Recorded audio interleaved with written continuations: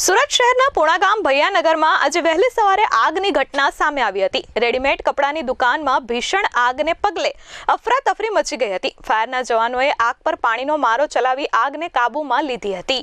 સુરત શહેરના પૂણાગામ ખાતે આવેલ ભૈયાનગરમાં એક કોમ્પ્લેક્સના પહેલા માળે આવેલી રેડીમેડ કાપડની દુકાનમાં આજે સવારે ભીષણ આગ ફાટી નીકળી હતી।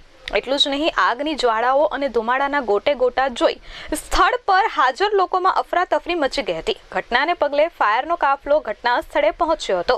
શુભમ પ્લાઝાના પહેલા માળ પર રેડીમેડ કાપડ અને હોઝરીની દુકાન આવેલી હતી। દુકાન ખુલ્લી હતી ત્યારે દુકાનમાં આગ લાગી હતી। અંદર કાપડનો જથ્થો હોવાને લીધે જોતજોતામાં આગે વિકરાળ સ્વરૂપ ધારણ કરી લીધું હતું।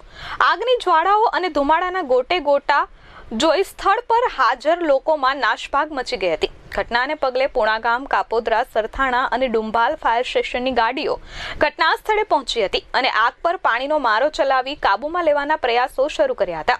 ઘટનામાં એવું બનેલું કે કંટ્રોલમાંથી એ રીતનો મેસેજ આવેલો કે પૂના ભૈયાનગર જે વિસ્તાર છે એમાં શુભમ જે એમાં આગ લાગેલી હતી પહેલા માળે, કંઈ રેડીમેડની દુકાન હતી। તો ત્યાંથી ઘટના સ્થળે Kapodra, Puna fire station, Dumbhal fire station અને સરથાણા ફાયર સ્ટેશનની ગાડી રવાના થયેલી। 5 મિનિટમાં ગાડી ઘટના સ્થળે આવી ગયેલી અને કામગીરી ચાલુ કરી।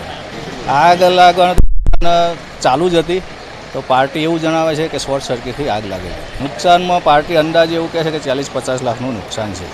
ફાયર ઓફિસર કિરણભાઈ પટેલે જણાવ્યું હતું કે આગ લાગી ત્યારે અંદર દુકાનદાર સહિત કારીગરો હાજર હતા, જોકે તેઓ સમયસર બહાર નીકળી ગયા હતા। શોર્ટ સર્કિટના લીધે આગ લાગી હતી। આગના કારણે દુકાનમાં રહેલો તમામ સામાન બળીને ખાખ થઈ ગયો છે।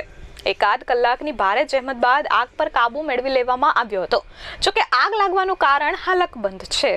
अमित जैन, सुप प्लाजा में होजरी की गारमेंट की शॉर्ट सर्किट से आग लगी। मेरे दादा यहाँ पे बैठे हुए थे। मैं जस्ट जैसे उनका फ़ोन आया तो मैंने देखा तो इधर आग लगी हुई थी और एक दुकान में धुआं हो रखा था।